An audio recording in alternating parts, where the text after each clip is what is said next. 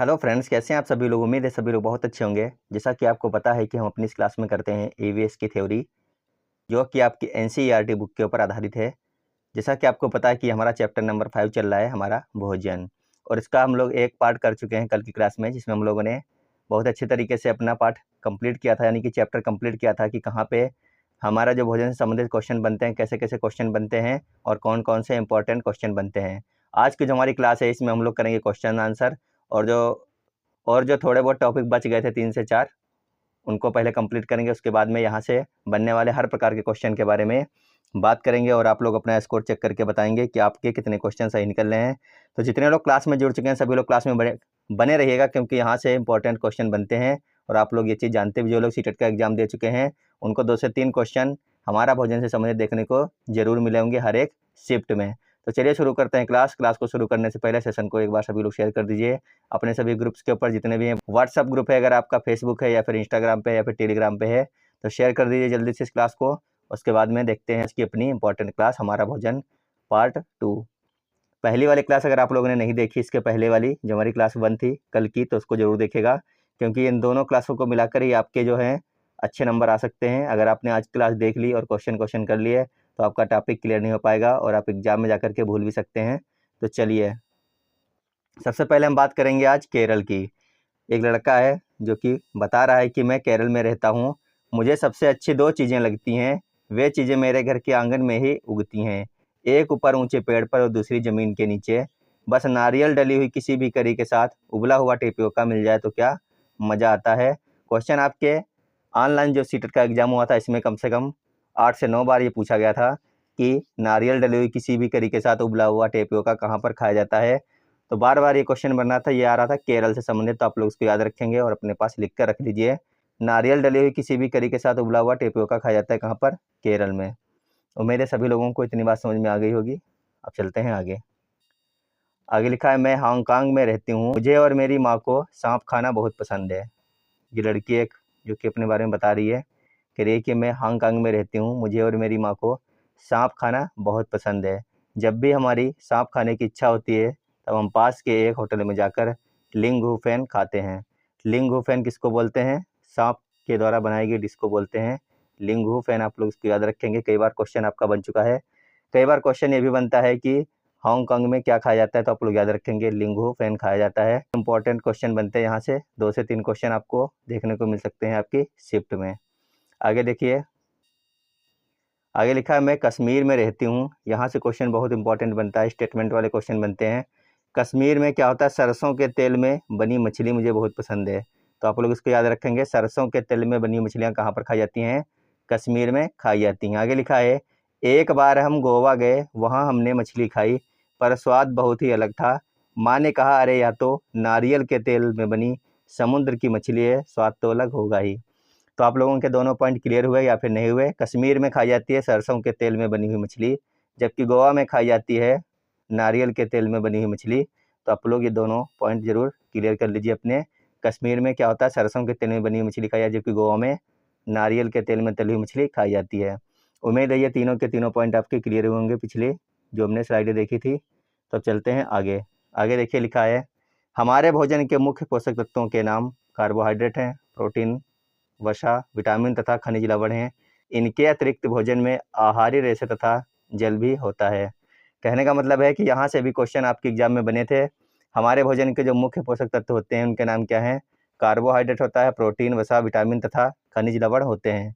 और इनके अतिरिक्त देखा जाए तो आहारी रेशे तथा जल भी हमारे भोजन के मुख्य पोषक तत्वों में आते हैं। आगे देखिए, दूसरा पॉइंट लिखा है, कार्बोहाइड्रेट तथा वसा हमारे शरीर को मुख्य रूप से ऊर्जा प्रदान करते हैं। क्वेश्चन बन सकता है कि कार्बोहाइड्रेट तथा वसा हमारे शरीर को क्या प्रदान करते हैं? तो आप लोग आंसर करेंगे ऊर्जा प्रदान करते हैं। अगला पॉइंट लिखा है, प्रोटीन तथा खनिज लवण की आवश्यकता हमारे शरीर की वृद्धि तथा अनुरक्षण के लिए होती है। तो हमारे शरीर की वृद्धि के लिए किसकी आवश्यकता होती है? तो आप लोग याद रखिएगा, प्रोटीन तथा खनिज लवण की आवश्यकता होती है हमारे शरीर की वृद्धि तथा अनुरक्षण के लिए। अगला पॉइंट लिखा है, विटामिन हमारे शरीर को रोगों से रक्षा करने में सहायता करते हैं। जो भी विटामिन होते हैं वो हमारे शरीर में क्या करते हैं? हमारे शरीर को रोग प्रतिरोधक क्षमता प्रदान करते हैं, यानी कि रोगों से लड़ने की क्षमता प्रदान करते हैं विटामिन। अगला पॉइंट लिखा है संतुलित आहार में हमारे शरीर के लिए आवश्यक सभी पोषक तत्वों तथा पर्याप्त रुक्षांश और जल उचित मात्रा में उपस्थित रहते हैं। तो जो संतुलित आहार होते हैं उनमें हमारे शरीर के लिए सभी पोषक तत्व होते हैं जो हमको चाहिए होते हैं, तो आप लोग इसको याद रखिएगा। अगला पॉइंट लिखा है हमारे आहार में लंबी अवधि तक एक अथवा अधिक पोषक तत्वों की न्यूनता से विशिष्ट रोग अथवा विकार उत्पन्न हो सकते हैं। अगर हम बहुत ही लंबी अवधि तक कोई चीज़ ऐसी खा रहे हैं जिसमें हमारे पोषक तत्वों की कमी है, मान लीजिए आप ऐसा आहार कर रहे हैं जिसके अंदर विटामिन ए की कमी है, तो आपको बहुत ही लंबे समय तक अगर आप इस प्रकार का भोजन करेंगे जिसमें विटामिन ए नहीं होगा तो आपको रतौंधी रोग हो सकता है या फिर आपको कम दिखाई देने लग सकता है। तो आप लोग इसको याद रखिएगा। ये सारे के सारे पॉइंट इंपॉर्टेंट हैं, यहाँ से क्वेश्चन कई सारे आपके एग्जाम में बने थे। तब देखते हैं आगे देखिए कार्बोहाइड्रेट के कुछ स्रोत हैं, यहाँ से क्वेश्चन बहुत बार बना है कि किसमें होता है किसमें नहीं होता है। तो याद रखिएगा बाजरा, चावल, गेहूँ, शकरकंदी, आलू, गन्ना, पपीता, तरबूज, आम और मक्का, ये सब किसके स्रोत हैं? ये कार्बोहाइड्रेट के स्रोत हैं। अधिकतर आपके एग्जाम में जो पूछा जाता है वो पूछा जाता है चावल। क्या पूछते हैं? चावल बहुत ज़्यादा बार पूछा गया है और आगे भी पूछे जाने की संभावना है। चावल में क्या होता है? सबसे ज़्यादा कार्बोहाइड्रेट होता है। आप लोग इसको याद रखेंगे और अपने पास नोट भी कर सकते हैं। अब चलते हैं अपने अगली स्लाइड पर। सीटेट परीक्षा में अगर आपको अच्छा स्कोर करना है तो आपको हमारा मास्टर्स अड्डा लर्निंग ऐप डाउनलोड कर लीजिए। यहाँ पर आपको मिलने वाले हैं प्रीवियस ईयर के सभी पेपर्स के आंसर की, और क्या मिलेगा, यूट्यूब पर होने वाली सभी क्लासों की PDF, और जो हमारी क्लास चल रही है यूट्यूब पर जो अभी आप देख रहे हो इसकी जो PDF मिलने वाली है वो भी आपको यहीं पर मिलेगी। ये देखिए आपके सामने ऐसा लोगो नज़र आएगा। गूगल प्ले स्टोर पर जो आप लिखेंगे मास्टर्स अड्डा, आपको ये लिखना है मास्टर्स अड्डा, तो आपको उसी को डाउनलोड करना है। और यहाँ पे क्या मिलेगा, सीटेट परीक्षा के लिए बनाए गए बेहतरीन नोट्स आपको मिलने वाले हैं जो कि आपको हिंदी और इंग्लिश दोनों भाषाओं में मिलेंगे। तो आप लोग यहाँ से जा करके परचेज कर सकते हैं। नोट्स हैं आपके 100 रुपये की कीमत है। जो आपका CDP का नोट्स है वो आपको 150 रुपये मिलेगा। आगे देखिए CDP के नोट्स की कुछ कटिंग हमने लगा रखी है। इस प्रकार से हिंदी और इंग्लिश दोनों भाषाओं में नोट्स आपको मिल जाएंगे। तो जिन लोगों को परचेज करना है वो लोग ले सकते हैं। 150 रुपये का नोट्स है CDP का। बाकी अगर आप 3 नोट्स खरीदते हैं, हिंदी का, EVS का और सामाजिक विज्ञान का, तो आपको 200 में मिलेगा। लेकिन अगर आप CDP का खरीद रहे हैं तो आपको एक नोट्स की कीमत 150 रुपये देनी पड़ेगी CDP के। देखते हैं क्वेश्चन। तो हमारी यहाँ तक बात हो चुकी है। अब हम शुरू करेंगे क्वेश्चन जो हमारे इस लेसन से बनते हैं, हमारा भोजन से। तो पहला जो क्वेश्चन है वह है किस परिस्थिति में खाना जल्दी खराब होता है? सभी लोग आंसर करेंगे। कल हम लोगों ने बहुत अच्छे तरीके से अपना लेसन कंप्लीट किया था, हमारा भोजन, वहीं से क्वेश्चन है सारे के सारे। तो सभी लोग बताएंगे एक बार किस परिस्थिति में खाना जल्दी खराब होता है। पहला जो ऑप्शन है वह है नमी व कम ताप पर, दूसरा ऑप्शन है नमी व अधिक ताप पर, तीसरा ऑप्शन है शुष्क व अधिक ताप पर, चौथा ऑप्शन है किसी भी स्थिति में। तो जो लोग इस क्वेश्चन के लिए ऑप्शन नंबर 2 कर रहे हैं उनका बिल्कुल सही हो जाएगा। खाना जल्दी खराब होता है नमी व अधिक ताप पर। हम लोगों ने कल इसकी बात की थी कि अगर आप ब्रेड के टुकड़े को नमी में रख दोगे तो उसके ऊपर अगले दिन ही आपको फफूंद देखने को मिल जाएगी, फंगस देखने को मिल जाएगा। जबकि गर्मियों के मौसम में जब हम सब्जी बनाते हैं, दाल बनाते हैं, तो गर्मियों में क्या होता है, बहुत ही जल्दी खराब हो जाती है, इसमें से झाग निकलने लगता है। तो कहने का मतलब है कि हमारा भोजन नमी व अधिक ताप पर बहुत ही जल्दी खराब हो जाता है। तो क्वेश्चन नंबर 1 के लिए जिन लोगों ने ऑप्शन नंबर 2 किया था उनका सबका बिल्कुल सही आंसर हो जाएगा। तो सभी लोग एक बार इस क्लास को शेयर करिए अपने साथियों के पास में और वीडियो को लाइक करिए अगर क्लास अच्छी लग रही है तो। फिर चलते हैं अपने अगले क्वेश्चन पर। नोटबुक पेन उठाइए और 20 तक नंबर लिख लीजिए क्योंकि 20 क्वेश्चन करने वाले हैं। कमेंट बॉक्स में आपको बताना पड़ेगा, सभी लोग बताएंगे जरूर कि आपके कितने क्वेश्चन सही निकले हैं। अगला क्वेश्चन है क्वेश्चन नंबर 2, पढ़िए और आंसर कर दीजिए। लिखा है कुपोषण के कारण रमेश, जिसकी उम्र 6 वर्ष है, उसके पैरों में दर्द रहता है, वह अपनी उम्र से बड़ा दिखता है, वह आलसी भी हो गया है क्योंकि वह टीवी ज़्यादा देखता है। इस कुपोषण के रोग का नाम है। ऑप्शन देखते हैं। ऑप्शन लिखा है मारास्मस, दूसरा लिखा है क्वाशियोरकर, तीसरा लिखा है एनीमिया और चौथा लिखा है बेरी। तो सभी लोग बताइए ये जो ऊपर रोग के लक्षण दिए गए हैं ये किस रोग के बारे में हमें जानकारी दे रहे हैं। क्वेश्चन नंबर 2 के लिए जो लोग ऑप्शन नंबर 2 करेंगे उनका बिल्कुल सही हो जाएगा। क्या हो जाएगा? क्वाशियोरकर। कल हम लोग इसके बारे में बात कर चुके हैं कि जब किसी को ये रोग हो जाता है तो उसका पेट निकल आता है या फिर उसकी हड्डियाँ झलकने लगती हैं। कहने का मतलब या तो इंसान मोटा हो जाएगा, थुलथुला हो जाएगा, या फिर सिकुड़ के बिल्कुल ऐसा हो जाएगा, लकड़ी के जैसे नजर आएगा आपको। सारी हड्डियां बाहर से आप गिन सकते हो उसके शरीर की हैं। तो ये इसके लक्षण होते हैं। बाल क्या होते हैं? झड़ जाते हैं, इसको ये रोग हो जाता है। अब चलते हैं अपने अगले क्वेश्चन पर, क्वेश्चन नंबर 3। क्वेश्चन नंबर 3 देखिए, लिखा है सुनीता की दादी अचार बनाते समय उसे धूप में सुखाकर नमक डालकर रखती है, इसका प्रमुख कारण है। पहला ऑप्शन लिखा है स्वाद बढ़ाने के लिए, दूसरा ऑप्शन लिखा है नमी को निकालने के लिए, तीसरा ऑप्शन लिखा है वजन कम करने के लिए, चौथा ऑप्शन लिखा है अचार बनाने का यह पुराना तरीका है। तो सभी लोग बताइए, सुनीता की जो दादी हैं वो अचार बनाते समय उसको धूप में सुखाकर नमक डालकर रखती हैं, इसका प्रमुख कारण क्या है? तो क्वेश्चन नंबर 3 के लिए जो लोग ऑप्शन नंबर 2 कर रहे हैं उनका सबका बिल्कुल सही हो जाएगा कि इसलिए धूप में रखा जा रहा है कि उसकी नमी निकल जाए, क्योंकि अगर नमी बनी रहेगी तो उसमें फंगस लग जाएगा अचार में और वो ख़राब हो जाएगा। तो जब नमी चली जाएगी उसकी तब उसमें फंगस नहीं लगेगा और अचार टिकाऊ रहेगा और सालों साल चलता रहेगा। तो ऑप्शन नंबर 2 इस क्वेश्चन का बिल्कुल सही और सटीक आंसर है। अगला क्वेश्चन है क्वेश्चन नंबर 4। हम भोजन करते हैं एवं पाचन होता है, इस पाचित भोजन के उपयोगी पदार्थ का अवशोषण होता है आमाशय की दीवार से, या फिर छोटी आंत की दीवार से, या फिर बृहद की दीवार से, या फिर यकृत से। सभी लोग बताएंगे एक बार। जो भोजन हम लोग करते हैं उसके बाद में उसका पाचन होता है, तो इस पाचित भोजन के उपयोगी पदार्थ का अवशोषण कौन करता है?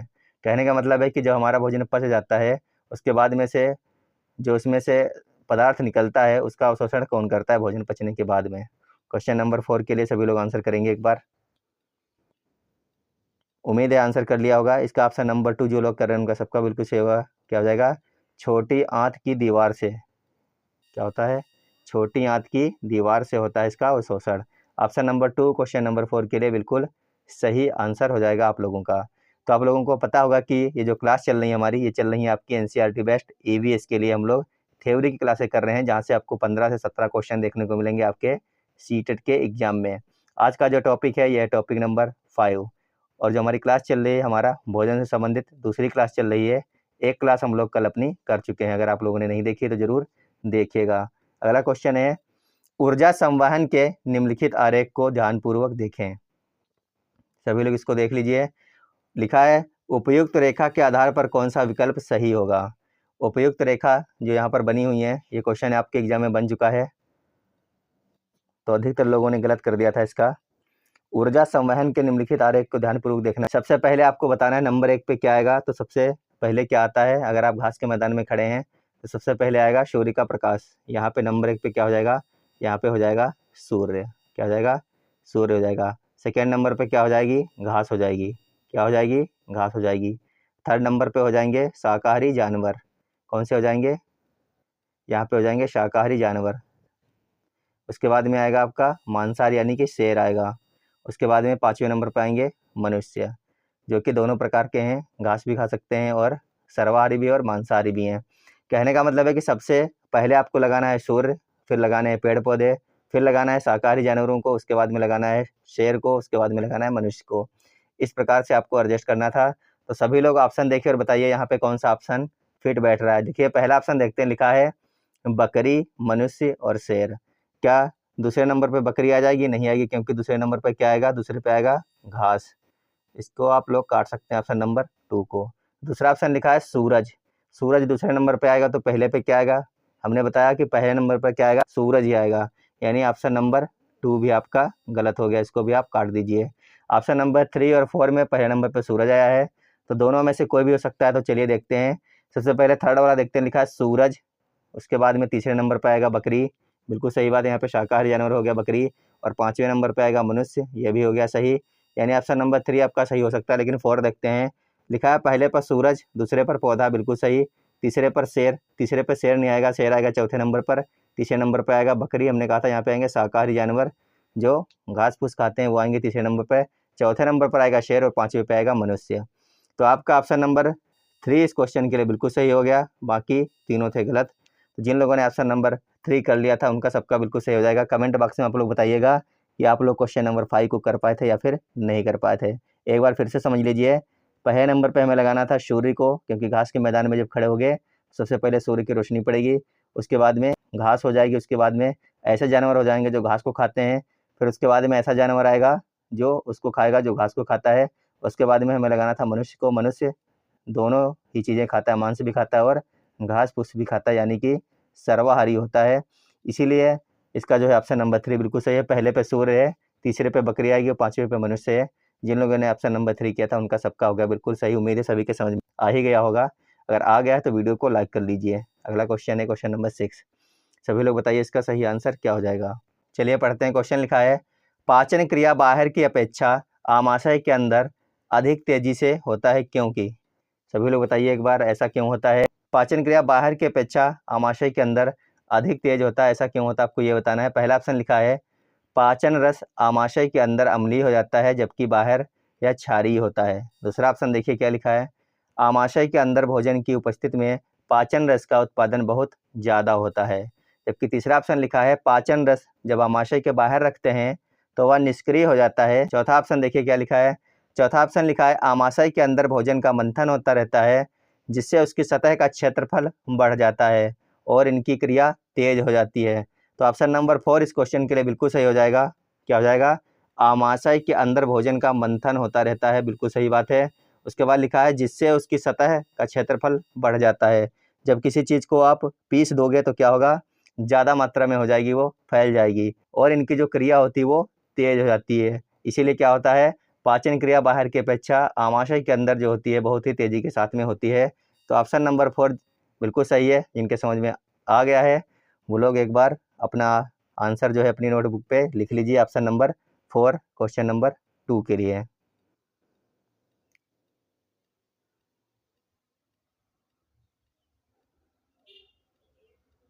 चलते हैं अगले क्वेश्चन पर। अगला क्वेश्चन है क्वेश्चन नंबर 7। लिखा है, पके हुए चावल रेफ्रिजरेटर में अपेक्षाकृत लंबे समय तक परीक्षित किए जा सकते हैं। कहने का मतलब है, क्वेश्चन ये बोल रहा है कि पके हुए चावल अगर आप अपने फ्रिज में रख देते हैं तो उनको लंबे समय तक आप उसमें सुरक्षित रख सकते हैं, वो खराब नहीं होते हैं। इसका कारण क्या है ये पूछा गया है। पहला ऑप्शन लिखा है, कम तापमान पर रोगाणु निष्क्रिय हो जाते हैं। दूसरा ऑप्शन लिखा है, रोगाणु कम तापमान पर नष्ट हो जाते हैं। जबकि तीसरा ऑप्शन लिखा है, कम तापमान पर भोजन का नमी तत्व घट जाता है। चौथा ऑप्शन लिखा है, रेफ्रिजरेटर में कुछ ऐसे रसायन होते हैं जो जीवाणुओं को या फिर रोगाणुओं को नष्ट कर देते हैं। तो सभी लोग बताइए ऐसा क्यों होता है, इसका कारण क्या हो सकता है इन चारों ऑप्शनों में से। तो क्वेश्चन नंबर 7 के लिए जो लोग ऑप्शन नंबर 1 कर रहे हैं उनका सबका बिल्कुल सही होगा। क्या हो जाएगा, कम तापमान पर रोगाणु निष्क्रिय हो जाते हैं, इसीलिए हमारे जो चावल हैं वो अधिक समय तक सुरक्षित रह सकते हैं, खराब नहीं होते हैं। ऑप्शन नंबर 1 बिल्कुल सही है। जिन लोगों ने ऑप्शन नंबर 1 किया था उनका सबका बिल्कुल सही हो जाएगा। अगला क्वेश्चन है क्वेश्चन नंबर 8। लिखा है, मीरा और दिव्या छोटी लड़कियां हैं। मीरा समोसा, चॉकलेट व डबल रोटी खाना पसंद करती है जबकि दिव्या ऐसे भोजन पसंद करती है जिनमें लौह तत्व की कमी है। मीरा और दिव्या को निम्नलिखित बीमारियों में क्रमशः कौन सी बीमारी हो जाएगी। सभी लोग बताएंगे। पहली बीमारी का नाम है एनीमिया और रतौंधी। दूसरा लिखा है मोटापा और एनीमिया। तीसरा लिखा है मोटापा और स्कर्वी। चौथा लिखा है स्कर्वी और एनीमिया। तो सबसे पहले आपको ये पता होना चाहिए कि अगर कोई चॉकलेट, समोसा या फिर तला भुना ज़्यादा खाएगा तो क्या हो जाएगा, मोटा हो जाएगा। यानी सबसे पहले हमें मोटापे को पकड़ना है, जहाँ पे मोटापा लिखा है वही ऑप्शन रखेंगे, बाकी देंगे काट। तो ऑप्शन नंबर 1 और 4 आप लोग काट दिए, यहाँ पे मोटापा आया नहीं था। उसके बाद में लिखा है, कोई लड़की ऐसा भोजन करती है जिसमें लौह तत्व की कमी है। तो लौह तत्व की भोजन की कमी से कौन सी बीमारी हो जाती है, कई बार हम लोग पढ़ चुके हैं, हो जाता है एनीमिया। यानी मोटा और एनीमिया। ऑप्शन नंबर 2 इसका बिल्कुल सही है। ऑप्शन नंबर 3 भी काट देंगे हम लोग, तो बच गया हमारा ऑप्शन नंबर 2। तो क्वेश्चन नंबर 8 के लिए जो लोग ऑप्शन नंबर 2 करेंगे उनका सबका बिल्कुल सही हो जाएगा। चलते हैं अपने अगले क्वेश्चन पर।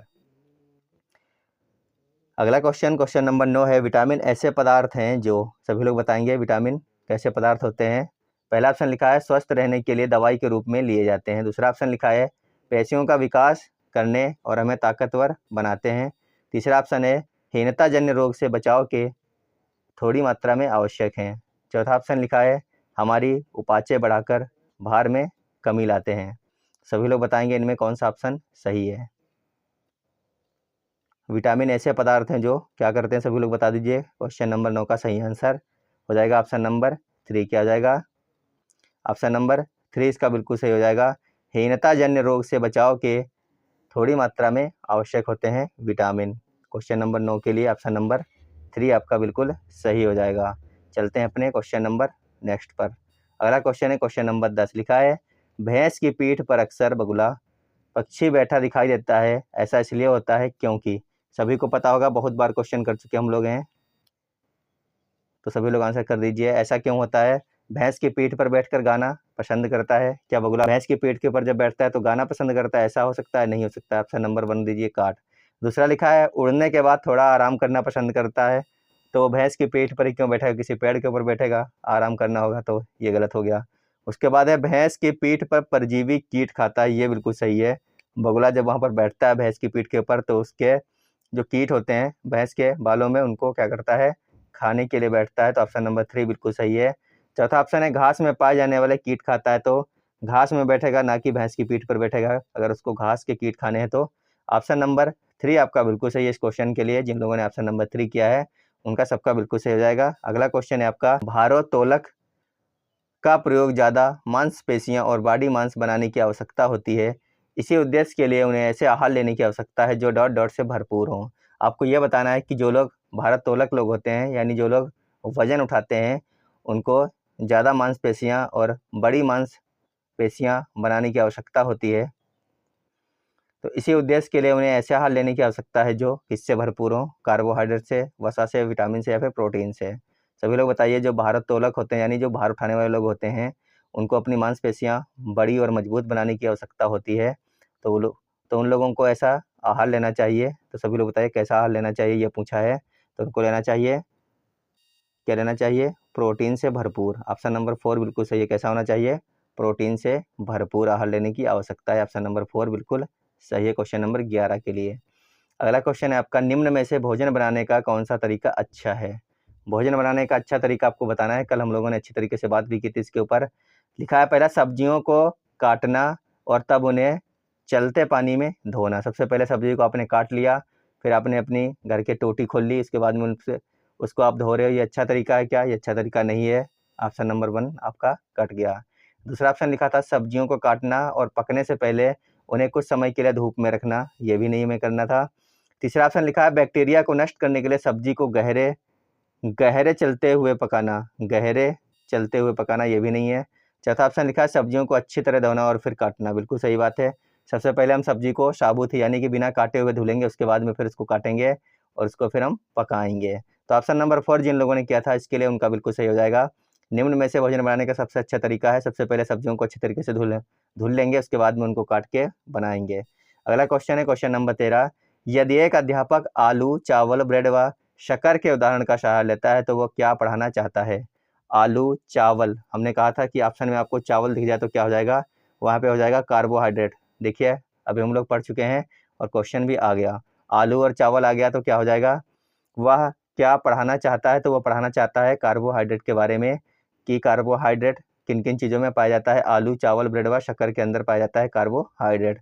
क्वेश्चन नंबर 13 के लिए ऑप्शन नंबर 2 आपका बिल्कुल सही हो जाएगा।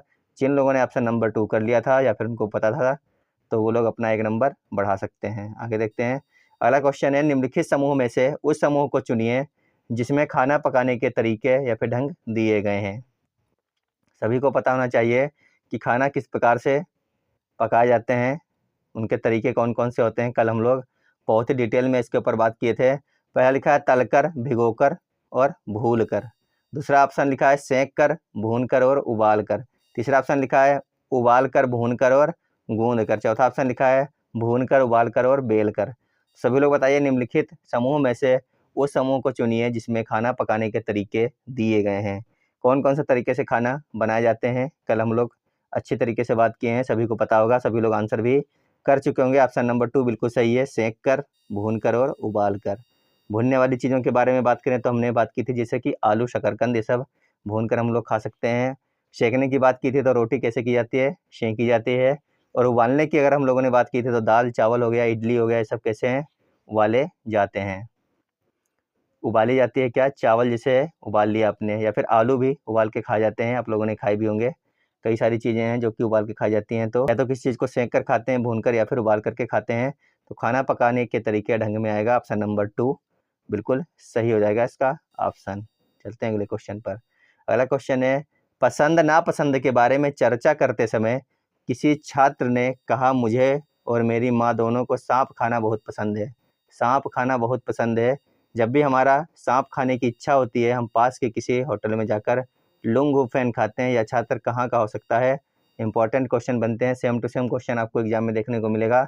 सभी लोग बता दीजिए यह छात्र कहाँ का है। अभी हम लोग पढ़ चुके हैं 10 मिनट पहले ही, जब क्लास की शुरुआत हुई थी सबसे पहले हम लोगों ने इसी के बारे में पढ़ा था।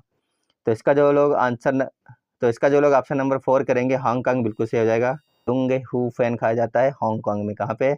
लिंग हू फैन खाया जाता है हांगकांग में। तो ऑप्शन नंबर 4 जो लोग कर रहे हैं उनका सबका बिल्कुल सही है क्वेश्चन नंबर 15 के लिए। इस प्रकार के क्वेश्चन आपके एग्जाम में डायरेक्ट बनते हैं, स्टेटमेंट वाले भी बन सकते हैं। तो बहुत अच्छे तरीके से क्लास को करिएगा और अपने आंसर सभी लोग बताइएगा कितने सही निकले हैं आपके। अगला क्वेश्चन है क्वेश्चन नंबर 16। लिखा है रीना आम पसंद करती है, वह उन्हें जाड़े के लिए संरक्षित करना चाहती है। निम्नलिखित में से कौन सा तरीका संरक्षण के लिए सर्वाधिक उपयुक्त है? एक लड़की है जिसका नाम रीना है, या फिर कुछ भी मान लीजिए, सीमा मान लीजिए, उसको आम बहुत पसंद है। वो चाहती है कि हम आमों को अपने सर्दी में खाने के लिए संरक्षित कर लें। तो ऐसा कौन सा तरीका है जिसके माध्यम से वो अपने आमों को सुरक्षित रख सकती है सर्दियों या मौसम तक के लिए? पहला ऑप्शन लिखा है जूस तैयार करना और वायुरोधी डिब्बे में संचित करना। दूसरा ऑप्शन लिखा है प्लास्टिक के थैले में रखना। तीसरा ऑप्शन लिखा है रेफ्रिजरेटर में संचित कर लेना। और चौथा ऑप्शन लिखा है अचार और आम पापड़ बनाना। तो कल हम लोग अच्छी तरीके से अपनी क्लास में पढ़े हैं भैया इस चीज़ के बारे में कि आम को संरक्षित करने के लिए अचार बनाते हैं और उसका आम पापड़ भी बना सकते हैं चीनी का घोल डालकर या फिर चीनी मिला करके। तो ऑप्शन नंबर 4 बिल्कुल सही है। अचार बनाने के लिए जो प्रक्रिया होती है किस प्रकार से की जाती है? अचार को धूप में सुखाया जाता है नमक लगा करके, जिससे उसकी नमी निकल जाए और वो सालों साल तक टिकाऊ रह सके। और जो आम का पापड़ होता है उसमें चीनी इसलिए मिलाई जाती है कि वो खराब ना हो। तो संरक्षित करने के 2 तरीके बहुत ही अच्छे हैं आमों को, एक तो अचार बनाना, दूसरा आम का पापड़ बना देना। तो जिन लोगों ने ऑप्शन नंबर 4 किया था उनका सबका बिल्कुल सही हो जाएगा क्वेश्चन नंबर 16 के लिए। अगला क्वेश्चन है आपका, कोई किसान उर्वरकों और कीटनाशकों का अधिक उपयोग करके अपने खेत में बार बार धान के फसल उगा रहा है। ऐसा करने से उसके खेत की मृदा कैसी हो जाएगी? आपको ये बताना है। सभी लोग बताइए, यह क्वेश्चन हम लोग अपने एक बार और कर चुके हैं क्लासों में। तो बताइए इसका सही आंसर क्या हो जाएगा? नंबर 2 जो लोग करेंगे उनका बिल्कुल सही हो जाएगा। जमीन एक ही फसल को बार बार उगाने से और उसमें कीटनाशक या फिर अधिक खाद का प्रयोग करने से बंजर हो जाती है। अगला क्वेश्चन है, यह पढ़ते समय कि कुछ समय के लिए खाद्य पदार्थ को किस तरह ताज़ा रखा जा सकता है? राधा अपनी कक्षा में निम्नलिखित अनेक तरीके का वर्णन करती है।